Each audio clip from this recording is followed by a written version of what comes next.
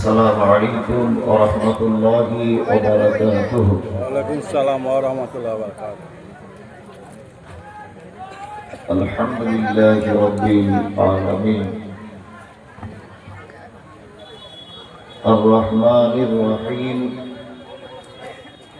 مالك يوم الدين إياك نعبد وإياك نستعين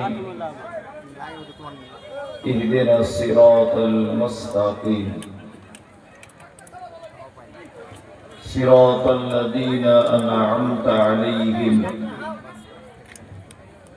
غير المغضوب عليهم ولا الضالين آمين.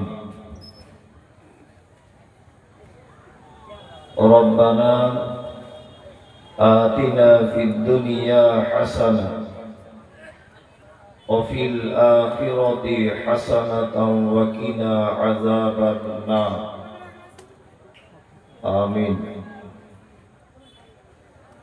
ربنا ظلمنا أنفسنا وإن لم تغفر لنا وترحمنا لنكونن من الخاسرين آمين. اللهم صل على محمد وعلى آل محمد كما صليت على إبراهيم وعلى آل إبراهيم إنك حميد مجيد. اللهم بارك على محمد وعلى آل محمد كما باركت على إبراهيم وعلى آل إبراهيم إنك حميد مجيد آمين. رب اشرح لي صدري ويسر لي أمري واحلل عقدة من لساني يفقه قولي ربي زدني علما. وقال الله تعالى أعوذ بالله من الشيطان الرجيم إن الذين آمنوا وعملوا الصالحات أولئك هم خير البرية جزاؤهم عند ربهم جنات عدن تجري من تحتها الأنهار خالدين فيها عبدا رضي الله عنهم ورضوا عنه ذلك لمن خشي ربه. وقال الله تعالى يا أيها الذين آمنوا أطيعوا الله وأطيعوا الرسول وأولي الأمر منكم فإن تنازعتم في شيء فردوه إلى الله والرسول. আজকের জলসার সুযোগ্য নির্বাচিত যোগ্যতম সভাপতি আমন্ত্রিত ওলামায়ে কেরাম, বিজ্ঞাপিত অবিজ্ঞাপিত আজকের জলসার অতিথিবৃন্দ, শ্রোতা হিসাবে যারা এসেছেন, চলে গেছেন, আসছেন, নারী পুরুষ আবাল বৃদ্ধ বনিতা নির্বিশেষে সকলকে জানাচ্ছি আন্তরিক শুভেচ্ছা, ভালোবাসা, প্রেম, মোবারকবাদ, ধন্যবাদ, সাধুবাদ, স্নেহাশিস যথাক্রমে শ্রেণীগতভাবে। আমি আরবিতে আল্লাহ প্রশংসা আদায় করেছি, তথাপিও আমি একজন পিওর বাঙালি। ওই জন্য বাংলাতেও আল্লাহর প্রশংসা আদায় করছি যে মহান রব আমাদেরকে একটি দ্বীনি মজলিসে বসে হাদিস এবং কোরআন শোনার তৌফিক দান করেছেন। সংক্ষিপ্ত আকারে সকলে বলি আলহামদুলিল্লাহ। অতঃপর বিশ্ব বরেণ্য নেতা, বিপ্লবী নেতা, সৈয়দুল মুরসালিন, ইমামুল আম্বিয়া জনাবে মুহাম্মদ রাসূলুল্লাহ সাল্লাল্লাহু আলাইহি ওয়াসাল্লামের উপর অজস্র দরুদ শান্তির ধারায় বর্ষিত হোক। আল্লাহুম্মা আমিন, আল্লাহুম্মা সাল্লি আলাইহি। এতক্ষণ পর্যন্ত আপনারা বিভিন্ন উলামায়ে কেরামদের কাছ থেকে হাদিস এবং কোরআনের অনুকূলে অনেক জ্ঞানগর্ভ আলোচনা শ্রবণ করেছেন। আমি এসেছি অনেক দূর থেকে, খুব অল্প বিদ্যায় ভাঙাচোরা কণ্ঠে আমি আপনাদের সামনে কিছু কথা আলোচনা করব ইনশাআল্লাহ। আলোচনার বিষয়বস্তু হচ্ছে পৃথিবীতে ভালো মানুষ কে, তার গুণ কি এবং তার প্রাইস কি। আমরা সারা পৃথিবীতে একটি জিনিসের কম্পিটিশন খুব বেশি করি, আমাকে ভালো হতে হবে। আর পৃথিবীর মানুষ ভালোর মানদণ্ডটা কয়েকটা বিষয়ের উপরে করে। যেমন একটা 5 ওয়াক্ত নামাজি ছেলে, সে বিয়ে করবে। কোন একটা ঘটককে বলেছে যে আমার জন্য একটা পাত্রী দেখো। তা ঘটক কোন এক মেয়ের বাপকে গিয়ে বলছে যে একটা ছেলে আছে 5 ওয়াক্ত নামাজি, গাঁটের উপরে এতটা জায়গায় কাপড় পরে, বিড়ি সিগারেট খায় না, দাঁড়িয়ে আছে মুখে, আজকে 4-5 বছর ফজরের জামাতের মিস নেই। মেয়ের বাপ তখন জিজ্ঞেস করছে ছেলেটা কি করে? ফুচকা বিক্রি করে রাস্তায়। মেয়ের বাপ এই কথা শোনার পরে বলছে ভালো ছেলে দেখো, ভালো ছেলে। তার মানে ছেলেটা 5 ওয়াক্ত নামাজি, দাড়িওয়ালা। 3-4 বছর যে ছেলেটার ফজরের জামাত মিস নেই, আসলে ইনকামটা কম বলে আমাদের কাছে ভালো ছেলে উপাধি পেল না, তাই না? একটা ছেলে নামাজ পড়ে না, গাঁটের নিচে কাপড় পরে, একটা ছেলে লম্পট, বদমাইশ লোক, কিন্তু ছেলেটার ইনকাম অনেক বেশি, অনেক টাকা পয়সা অনেক বেশি। দেখবেন আমাদের সব জায়গায় চেয়ারে ও আগে বসে থাকবে। মসজিদে বলুন নামাজ পড়ুক না পড়ুক, কমিটি গঠন হবে, তখন দেখবেন সবাই ওর নামটা বলবে। ও নামাজ পড়ে না কিন্তু ও থাকবে। জলসা হবে, হ্যান্ডবিলে দেখবেন ওর নাম থাকবে। এলাকায় জলসা হবে, যেখানে ওর নাম থাকবে। কারণ ও কিছুই করুক আর না করুক, ওর টাকা অনেক বেশি। তার মানে বুঝতে পারা যাচ্ছে যে পৃথিবীর মানুষের কাছে ভালোর মানদণ্ডটা অর্থের উপরে ডিপেন্ড করে। আপনি দুনিয়াতে দেখুন, আপনি আপনার পরিবারকে দিয়ে যাচাই করুন। আপনারা 4 ভাই, আপনার যে ভাইয়ের টাকা বেশি, আপনার মা দেখবেন তার ছেলেকে বেশি কোলে করে নিয়ে ঘরে। বাস্তবে যে ছেলেটার দেখবেন টাকা বেশি, বাপ দেখবেন তার সাপোর্টে বেশি কথা বলে। হিসাবে আপনি বিয়ে করেছেন, আপনার শ্বশুরের 4 জামাই, আপনার সব থেকে অবস্থা খারাপ। আপনার শ্বশুর বারবার বলবে আমার বড় জামাইটা ভালো, অথচ আপনি নামাজি, দাড়িওয়ালা, পরেশগার ছেলে, আল্লাহ বলা ছেলে, আপনার টাকা নেই। এই কারণে আপনি আপনার শ্বশুরের কাছে পর্যন্ত ভালো জামাই না। তার মানে আমরা পৃথিবীতে ভালোর মানদণ্ড হিসাবে দেখি যার অর্থ যত বেশি সে তত ভালো। কিন্তু আল্লাহ সুবহানাহু ওয়া তাআলা পবিত্র আল কোরআনে পৃথিবীতে যত কিছু তিনি সৃষ্টি করেছেন, মানুষ যত কোয়ালিটির আছে পৃথিবীতে এবং জগৎ সমূহে যা কিছু আছে, আল্লাহ তাআলা বলছেন সারা পৃথিবীতে যা কিছু তৈরি করেছি আমার নিকটে সব থেকে ওই লোকটা ভালো। কে?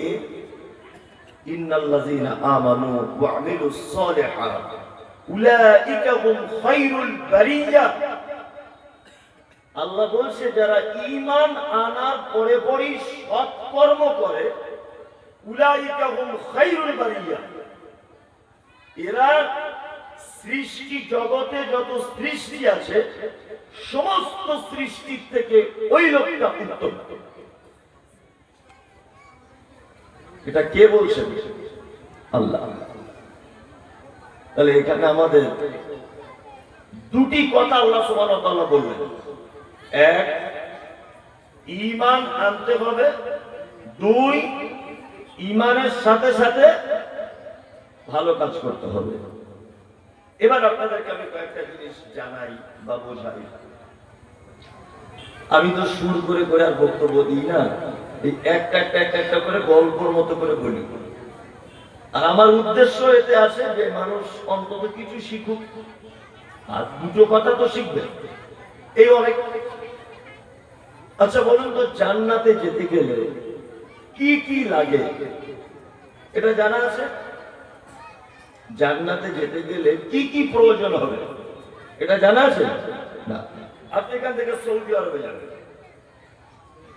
আপনার বেশ কয়েকটা জিনিস লাগবে। এক, আপনাকে পাসপোর্ট লাগবে। শুধু আবার পাসপোর্ট হলেও হবে না, ভিসা লাগাতে হবে, তাই না? তারপরে এতেও হবে না, আপনাকে প্লেনের টিকিট কাটতে হবে, তবেই তো আপনি পৌঁছাতে পারবেন। তার মানে কোথাও যদি আপনি যেতে চান, সেই জায়গাতে যাওয়ার একটা পদ্ধতি বা একটা প্রসেসিং আছে, তাই না? তা আমরা যারা এখানে বসে আছি, আচ্ছা বলুন তো, আপনারা কেউ জাহান্নামে যাব এই নিয়ত করে বসে আছেন? কেউ না তো। এর ভিতরে সুদখোর আছে, এর ভিতরে মাতাল আছে, এর ভিতরে জেনাখোর আছে, এর ভিতরে বদমাইশ লোক আছে, এর ভিতরে খুনি আছে। কিন্তু আপনি যত নিকৃষ্ট লোকই হন, আপনাকে যদি বলা হয় আপনি জাহান্নামে যাবেন, বলবেন না আমি জাহান্নামে যাব না। আমি লোক খারাপ হতে পারি, আমি কিন্তু জান্নাতের আশাবাদী। আশাবাদী কিনা প্রত্যেক মানুষ। তাহলে এই জায়গাটায় যেতে গেলে কি লাগবে? তিনটে জিনিস লাগবে। কটা? তিনটা। এটা জেনে রাখুন, কাজে লাগবে। এক, ঈমান থাকতে হবে। দুই, মুসলিম হতে হবে। তিন, সৎ কর্ম থাকতে হবে। কেউ যদি মনে করে আমার শুধু ঈমান আছে, শুধু ঈমান, আমি জান্নাত চলে যাব, জি না। কেউ যদি বলে আমি শুধু মুসলিম হব, জি না। আপনাকে তিনটেই থাকতে হবে, ঈমানও থাকতে হবে, মুসলিমও হতে হবে এবং সৎ কাজও করা লাগবে, তবে জান্নাত। কারণ আল্লাহ সুবহানাহু ওয়া তাআলা সৎ কাজের মাধ্যমে মানুষকে ক্ষমা করবেন এবং সৎ কর্মের মাধ্যমে মানুষকে জান্নাতে প্রবেশ করাবেন। কি বলছি বুঝতে পেরেছেন? ওই দিকে দেখছেন কেন? ওইদিকে কি আছে? বাঘ এসছে, বাঘ। তবে আমার দিকে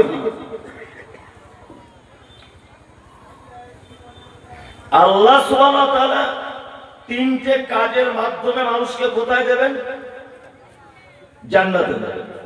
ঈমান থাকতে হবে। ঈমানটা আমি সংক্ষিপ্ত আকারে একটুখানি বলি, ঈমানের অনেক আলোচনা, সংক্ষিপ্ত আকারে। এক, আল্লাহকে এক বলে বিশ্বাস করা।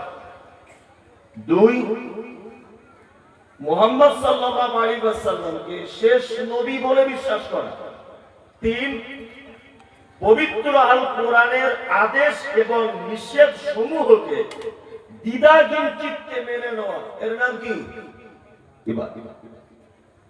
মাথায় রাখবেন, আল্লাহকে এক বলে বিশ্বাস করা, মুহাম্মদ সাল্লাল্লাহু আলাইহি ওয়াসাল্লামকে নবী বলে বিশ্বাস করা, আর পবিত্র আল কোরআনের আদেশ এবং নিষেধগুলোকে মেনে নিলে এর নাম কি? ঈমান। এবার থাকলো মুসলিম। মুসলিম কাকে বলে জানেন তো? মুসলিম কাকে বলে জানেন? জানেন না? এটা জেনে নেন, সুবিধা হবে।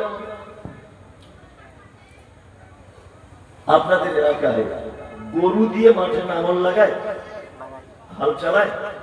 আগেকার দিনে হতো, এখন ট্র্যাক্টর হয়ে গেছে, তবু বয়স্ক মানুষেরা জানেন।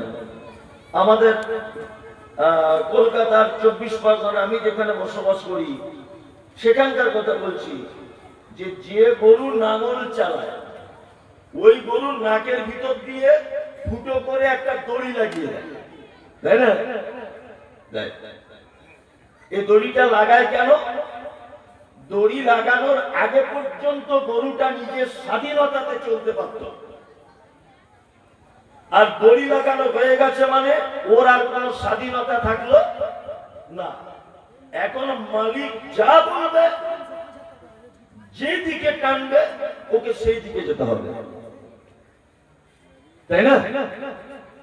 ওই জন্য আরবের মানুষেরা যে উটের নাকের ভিতর দিয়ে ফুটো করে দড়ি ঢুকিয়ে দেয়, ওই উট সম্পর্কে বলে হাযা জামালুন মুসলিমুন। এই উটটা আজকে থেকে মুসলমান হয়েছে। তার মানে তার মালিক তার দড়ি যেদিকে টানবে সে সেদিকে যাবে। দাঁড়াতে বললে দাঁড়াবে, বাম দিকে টানলে বাম দিকে যাবে, ডান দিকে টানলে ডান দিকে যাবে।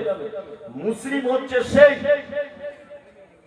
যে কখনো নিজের স্বাধীনতাতে জীবন যাপন করতে পারে না। প্রকৃত মুসলিম হচ্ছে সেই যে ঘুম থেকে উঠে ঘুমোতে যাবার আগ পর্যন্ত সমস্ত গাইডলাইন্স মেনে চলবে আল্লাহ এবং তার রাসূলের। সে নিজের ইচ্ছাতে হাঁটতে পারে না, সে নিজের ইচ্ছাতে খেতে পাবে না, সে নিজের ইচ্ছাতে চাষ করতে পারবে না, নিজের ইচ্ছাতে পানি পান করতে পারবে না, নিজের ইচ্ছাতে কারোর সঙ্গে বন্ধুত্ব করতে পারবে না, নিজের ইচ্ছাতে ইবাদত করতে পারবে না, নিজের ইচ্ছাতে কিছুই করতে পারবে না। তার প্রতিটা কাজের ইচ্ছাকে সফল করে দিতে হবে আল্লাহ এবং তার রাসূলের দিকে। জামা আপনি কিনেছেন, কাপড় 4000 টাকা মিটার, আপনার মতো করে আপনি বানাতে পারবেন না। মুহাম্মদ সাল্লাল্লাহু আলাইহি ওয়াসাল্লাম বলেছেন গাঁটের উপরে প্যান্টটাকে তৈরি করতে হবে। কি বলছি বুঝতে পারছেন? জামা কার টাকা দিয়ে কেনা? আপনার তৈরি করতে হবে কার কথা অনুযায়ী? মুহাম্মদ সাল্লাল্লাহু আলাইহি ওয়াসাল্লাম অনুযায়ী। আপনার বাড়ির ফিল্টার মেশিন বসানো আছে, ফিল্টার মেশিন, মেশিনে পানি বার হচ্ছে, আপনি এক গ্লাস পানি নিলেন, আচ্ছা আপনি নিজের ইচ্ছাতে খেতে পারবেন না মুহাম্মদ সাল্লাল্লাহু আলাইহি ওয়াসাল্লামের পদ্ধতিতে পান করতে হবে? কোনটা? মুহাম্মদ সাল্লাল্লাহু আলাইহি ওয়াসাল্লামের পদ্ধতিতে। আপনি ধান চাষ করেছেন, আপনার বাড়িতে বিরিয়ানি চাল আছে, আপনি নিজের মতো করে খেতে পারবেন না। মুহাম্মদ সাল্লাল্লাহু আলাইহি ওয়াসাল্লাম বলেছেন তুমি যখন খেতে বসবে দস্তরখান বিছিয়ে বসো, নিজের দিক দিয়ে ভাতটা মাখাও, মাঝখানে হাত দিয়ে ভাত মাখাবে না। তিন, কোন ভাত যদি পড়ে যায় দস্তরখানে তুমি ওটা তুলে আবার খাও। তুমি যখন ভাত খাওয়ার পরে পানি পান করবে 3 নিঃশ্বাসে পান করো, ভাত বিসমিল্লাহ বলে শুরু করো, 2-4 লোকমা করে খাবে আর বলবে আলহামদুলিল্লাহ। ভাত খাওয়া হয়ে যাবে, এই দোয়া বলবে আলহামদুলিল্লাহিল্লাযী আত'আমানি ওয়া সাকানি ওয়া জাআলনি মিনাল মুসলিমিন। তার মানে চাউল আপনার পদ্ধতি কার? মুহাম্মদ সাল্লাল্লাহু আলাইহি ওয়াসাল্লাম। এ হচ্ছে মুসলিম। একে মুসলিম। মুসলিম হচ্ছে সেই যে তার দৈনন্দিন জীবনের কোনো কাজ নিজে ইচ্ছা করতে পারবে না, আল্লাহ এবং তার রাসূলের পদ্ধতিতে করবে। একে মুসলিম। এইবার আপনারা নিজে বুকে হাত দিয়ে একটু বলুন, আমি কি মুসলিম হতে পেরেছি? হ্যাঁ, পারিনি। আপনি কিন্তু মুসলিম হতে পারেন। আপনি দেখুন, আপনার ছেলে আপনার মেয়ে পশ্চিমা দেশের সভ্যতাকে গ্রহণ করে। আপনার ছেলে আপনার মেয়ে কোন আর্টিস্ট, কোন সিনেমার নায়ক নায়িকাদেরকে লক্ষ্য করে। আপনার ছেলে আপনার মেয়ে মাথার চুলটা বিদেশের কোন মহিলা, বিদেশের কোন পুরুষের ন্যায় সেলুনে গিয়ে কাটে। আপনার ছেলে যে গেঞ্জিটা পরিধান করেছে তার পিছনে মেসির ছবি আছে। আপনার ছেলে যে প্যান্টটা পরেছে ওই প্যান্টটা কোন একজন ইহুদির ছেলে পরেছিল, তার অনুকরণ করেছে। তার মানে বুঝতে পারা যাচ্ছে মুসলিমের যে ডেফিনিশন, মুসলিম শব্দের যে ব্যাখ্যা, মুসলিম শব্দের যে তাৎপর্যতা, তার ভিতরে কিন্তু আপনি পড়িনি। পড়েছি? পড়ি। আমরা পড়ি। তাহলে আপনাদেরকে দুটো জিনিস বললাম, ঈমান কাকে বলে আর মুসলিম কাকে বলে। তাহলে জান্নাতে যেতে গেলে আর একটা জিনিস বাকি থাকলো, তার নাম কি? আমি বলছিলাম তিনটে জিনিস লাগবে জান্নাতে যেতে গেলে। লাস্টেরটা কি? আমলে সলেহ লাগবে। এবার আপনাদেরকে একটা কথা বলি, পবিত্র আল কোরআন যতই পড়বেন আপনি, ততই তার ভিতরে আপনি মগ্ন হয়ে যাবেন, বার হতে পারবেন না।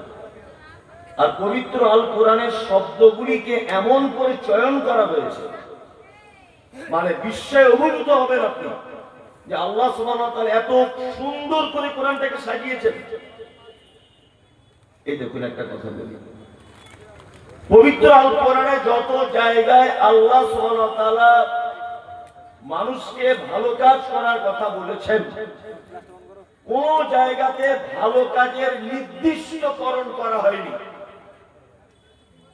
ওয়ায়ামুরুনা বিল মা'রুফ ওয়া ইয়ানহাউনা আনিল মুনকার। আল্লাহ বলছে তোমরা ভালো কাজের আদেশ করো আর মন্দ কাজের কি করো? নিষেধ করো। কি ভালো কাজের আদেশ করতে হবে এ কথা আল্লাহ সুবহানাহু ওয়া তাআলা কোথাও বলছেন না, শুধু বলেছেন ভালো কাজ করো। এবারে কোনটা ভালো কাজ কোনটা খারাপ কাজ এটা আমি বুঝবো কি করে? আল্লাহ নবী সাল্লাল্লাহু আলাইহি ওয়াসাল্লাম তিনি চমৎকার করে সাধারণ ভাষাতে বুঝিয়েছেন, ওই কাজ ভালো কাজ যে কাজ করার পরে তুমি নিজে খুশি হও, তোমার আত্মা তৃপ্তি পায়, এই কাজ ভালো কাজ। ওই কাজ খারাপ কাজ যে কাজ করার ফলে তুমি নিজে কষ্ট পাও, তুমি লজ্জিত হও, এটা খারাপ কাজ। এমনি। আচ্ছা বলুন, এবার আপনাকে একটা কথা বলি, আচ্ছা আপনি আপনার আব্বার সামনে এক গ্লাস দুধ পান করতে পারবেন? পারবেন? এক গ্লাস গরম দুধ দেওয়া হলো আপনাকে, ওখানে আপনার আব্বা আছে, আপনার মা আছে, আমি মুমতাজুল ইসলাম বসে আছি ধরে নেন, তো সবার সামনে দুধটা পান করতে পারবেন? পারবেন, সমস্যা নেই, এটা একটা ভালো জিনিস আপনি পান করছেন। এবার আপনার আব্বা মা মুমতাজুল ইসলাম এখানে যত লোক আছে সবার সামনে আপনাকে একটা জাপানি সিগারেট দিলাম ধরে নেন, আচ্ছা এইটা আপনি আপনার আব্বার সামনে পান করতে পারবেন? হ্যাঁ, কেন পারবেন? এটা খারাপ কাজ, এটা খারাপ কাজ। আল্লাহর নবী ভালো এবং মন্দকে এইভাবে বুঝিয়েছেন। একটা বিড়ালের বাচ্চা পানিতে পড়ে গিয়েছিল, আপনি রাস্তা দিয়ে যাচ্ছেন, যেতে যেতে বিড়ালের বাচ্চাটাকে দেখে আপনার মনে দয়া হলো, আপনি পানিতে একটু নেমে জামা কাপড় ভিজিয়ে বাচ্চাটাকে তুলে দিলেন। আচ্ছা বলুন তো, আপনার মনের দিক দিয়ে আপনি একটা আনন্দ ফিল করবেন কি করবেন না? করবেন। আজকে সারাদিন আমি একটা বিড়ালের বাচ্চাকে বাঁচাতে পেরেছি, এটা ভালো কাজ। আপনি রাস্তা দিয়ে চলছিলেন, 3-4টে কুকুরের বাচ্চা দাঁড়িয়েছিল শীতকালে, আপনি একটা বাচ্চাকে ধরে পানিতে ফেলে দিলেন, সে থর করে কাঁপছে। আচ্ছা বলুন তো, এটা দেখে আপনার অন্তরে খারাপ লাগবে কি লাগবে না? অবশ্যই এটা খারাপ কাজ। ওই জন্য আমি একটা কথা বারবার বলি যে আলেম ওলামাদের কাছে ফতোয়া জিজ্ঞাসা করার আগে ওই ফতোয়াটা নিজের বিবেকের কাছে জিজ্ঞাসা করে দেখো যে নিজের বিবেক ফতোয়া। Thank you for watching this video. এটা ছিল পার্ট 1। পার্ট 2 দেখতে হলে আমাদের চ্যানেলে গিয়ে দেখতে পারেন।